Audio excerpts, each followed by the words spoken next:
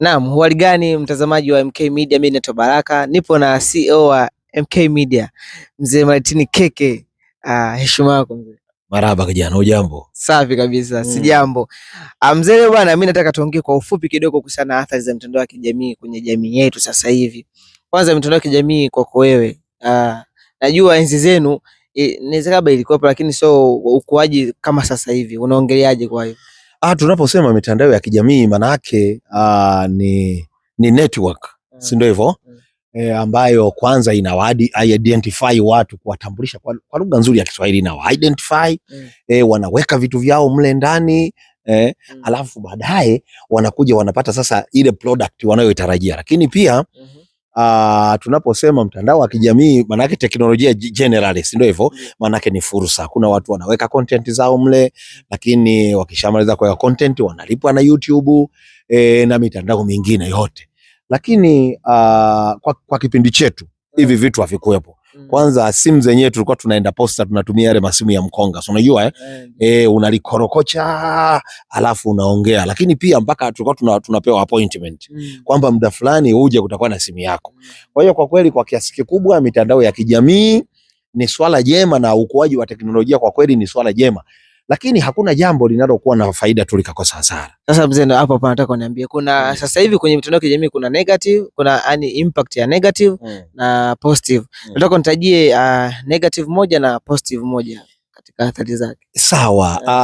Yani athari ambayo ni positive ni kwamba cha kwanza watu wanakuwa vicho, wanaonekana maeneo yote, manake unapomhitaji mtu unamsearch, unampata eneo lolote anapokuwa, si ndio hivyo? Hiyo ni ya kwanza.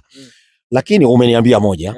Sasa hasara yake ni kwamba yani tofauti na kutumia na matumizi mazuri, watu wamebadilisha mtandao sasa kama sehemu ya kufanyia maovu. Watu wanavaa uchi, wanaposti picha za uchi, wengine wanaposti picha za ngono. Yani manake inakuwa ni vurugu mechi. Kwa hiyo kwa kiasi kikubwa ni kwamba mitandao, lakini naye anaposti video za ngono, naye anafanya biashara yake huko. Hiyo ndio biashara yake. Sasa ukienda kuongea anapata hela. Kwa upande mwingine inakuwaje? Hasa kwa upande mwingine ni sawa, ni biashara ya mtu anapoposti hizo picha za ngono.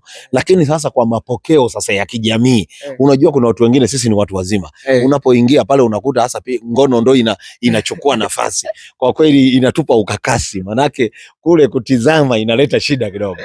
Unaambia sasa watu wa mamlaka ambao wanadhibiti hivyo vitu ambavyo wanasimamia mitandao ya kijamii kuhusiana na hawa watu ambao wanaposti vitu ambavyo havitakiwi katika jamii?